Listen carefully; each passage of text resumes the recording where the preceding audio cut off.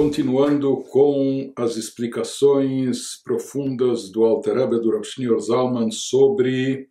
o formato da nossa oração, a ordem de sequência das nossas preces matinais, mais especificamente. Então, ele foi nos orientando, ele nos capítulos anteriores nos instruiu e nos ensinou o significado místico e profundo de cada uma das partes dos trechos da oração, Psukei de Zimra, os salmos e versículos de louvor, qual a finalidade, o objetivo e o alcance deles. Posteriormente, as bênçãos do Shema, as bênçãos que precedem o Shema, com a descrição do louvor dos anjos, etc., conforme ele também nos explicou que isso está relacionado a nós, uma vez que a nossa alma animal é derivada, na sua fonte, na sua origem espiritual, ela é derivada dos anjos daquela visão da carruagem divina. Portanto, aqui há um aspecto de neutralizar a força dela na própria fonte, na própria origem, evocando a sua origem, a sua raiz, e por isso nós também descrevemos como os diversos anjos louvam a Deus, e finalmente nós chegamos num dos trechos das passagens essenciais da nossa reza, que é a recitação do Shema Israel, a nossa declaração de fé, a proclamação da crença monoteísta de Deus, nosso Deus ser um e apenas um, e como nós vamos ver, e como já tivemos oportunidade de ver em outras ocasiões, o significado mais profundo, de acordo com os ensinamentos racídicos, que o versículo do Shema Israel vem nos dizer não apenas que não há outros deuses, outras deidades, etc., mas mais do que isso, ele vem proclamar a unicidade de Deus. Ele vem nos dizer e nos ensinar como Deus é a única existência verdadeira, a única existência absoluta, a única existência que não depende de mais nada e ninguém. Portanto, a única existência real é a divindade. Ele continua agora nos explicando a sequência da reza e o significado e objetivo mais profundo de cada trecho da nossa oração. Então, baseado naquilo que já tivemos oportunidade de expor anteriormente, que o nosso trabalho espiritual, o nosso serviço durante a oração, porque a oração é chamada de trabalho, serviço, avodah shebelev, uleovdo bechol levavchem. O versículo bíblico diz que devemos servir a Deus com todo o coração, e os nossos sábios dizem que tipo de serviço, que tipo de trabalho se faz com o coração. Isso se refere à oração, a nossa devoção durante as preces, durante a oração. E o objetivo aqui é lapidar, de certa forma, o nosso coração, trabalhar no nosso caráter, nos nossos sentimentos, inclinações, etc. E nós vimos também que, de acordo com o Zohar,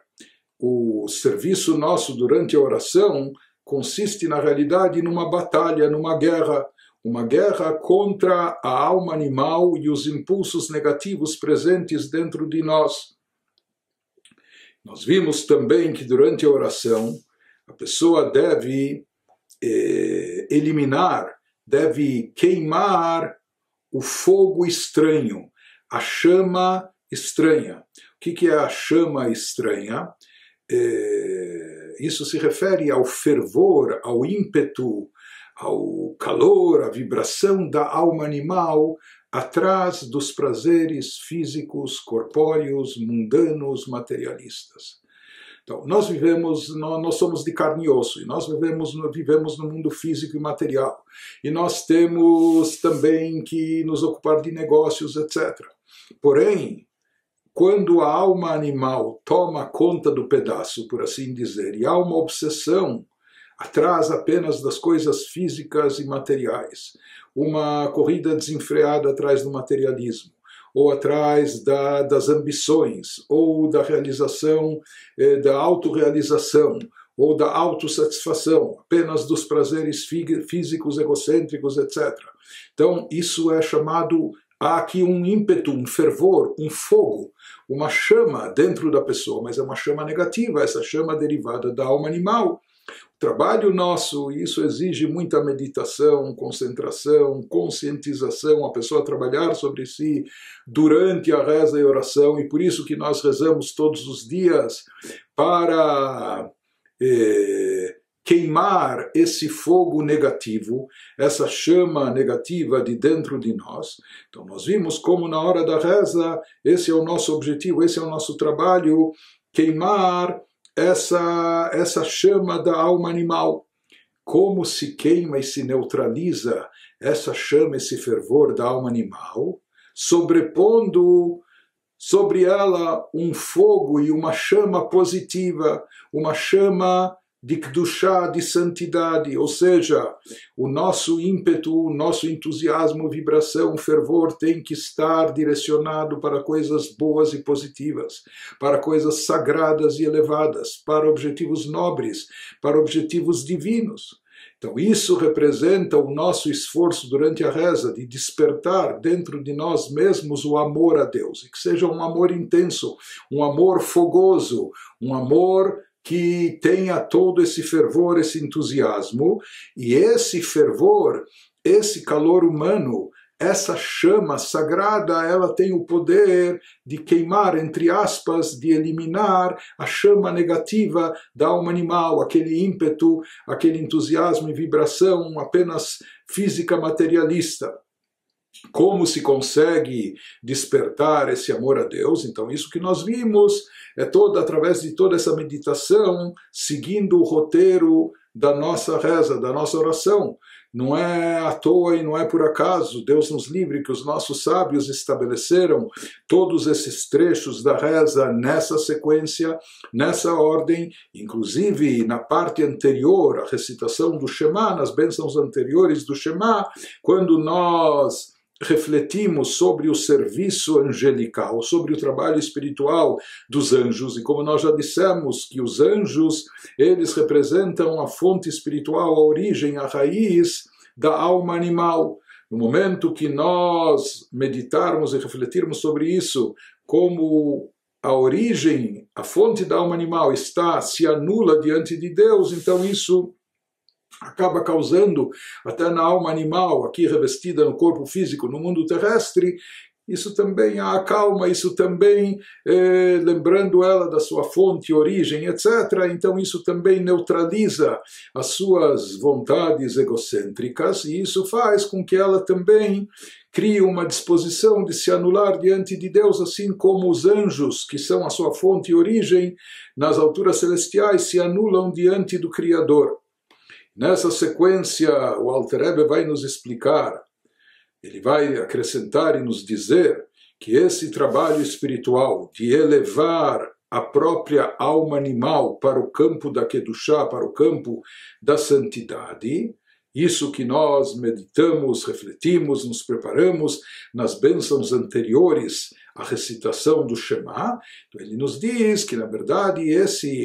esse trabalho espiritual, ele se constitui apenas num prefácio, numa introdução, num preparo para um serviço ainda mais elevado, que é o serviço de comunhão, de união, unificação da alma divina com sua fonte e origem. Em outras palavras, na verdade, na hora da reza, no ápice da reza, na recitação do Shema, etc., nós queremos chegar a um nível de unificação máxima da nossa alma divina com a sua origem, com a própria divindade. Porém, antes disso, é necessário um preparo. Por quê? Porque, na verdade, a alma divina, assim como a lei da gravidade, só que aqui ao contrário, a alma divina ela sempre pende para cima, ela sente como um magnetismo, ela quer se recolocar na sua fonte e origem, ela quer se reaproximar, se reconectar com a divindade. Isso por natureza, isso para a alma divina, por assim dizer, é até natural e instintivo. O que a impede de fazer isso? A alma animal, ela não está sozinha dentro da pessoa, ela não está instalada no corpo única e soberana, não, ela convive com a alma animal, e a alma animal é a alma orgânica, a alma que dá vida ao corpo, e ela na maioria dos casos, em todos nós, é aquela que predomina, que prevalece, que toma conta do pedaço. Enquanto a alma animal está expandida, ela está se manifestando, eu sou mais eu, etc. Isso não dá vazão, não permite que a alma divina se revele e se manifeste, que a sua tendência de se elevar, de se reunificar com o Criador, se manifeste e se expresse. Por isso, enquanto, em outras palavras também, aquilo que nós estávamos falando, enquanto uma pessoa não diminuiu, ou não apagou, não eliminou a chama estranha, o fogo negativo, os sentimentos fogosos que apenas o atraem para o campo físico corpóreo ou para o materialismo, isso não dá vazão, não permite que a alma divina manifeste, revele, traga à tona todo o amor que ela tem pela divindade, porque ela está reprimida, ela está enclausurada dentro do corpo, ela está submetida, quase que subordinada à alma animal. E daqui nós vemos também que o fogo da pessoa não dá para conviver, ou seja, ou a pessoa é fogosa, ou tem entusiasmo, vibração pelas coisas físicas e materiais, ou pelas coisas espirituais, divinas, elevadas. Então, antes, ou para poder revelar e manifestar o amor a Deus, para trazer à tona a alma divina com suas características, a sua sede de divindade, a sua vontade de se reunificar com sua fonte e origem, com o Criador, primeiro é necessário apagar essa chama da alma animal que impede essa revelação,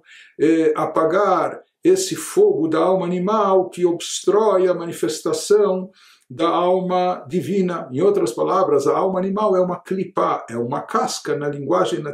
terminologia metafórica cabalística, assim como a casca que ela é um invólucro que encobre, que esconde o conteúdo. Então assim também a tua alma animal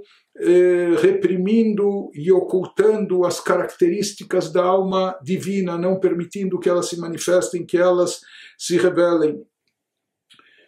E esse é o papel que ela exerce, a alma animal, e por isso, para a alma divina poder se libertar dessa situação, é necessário, por assim dizer, quebrar essa casca, romper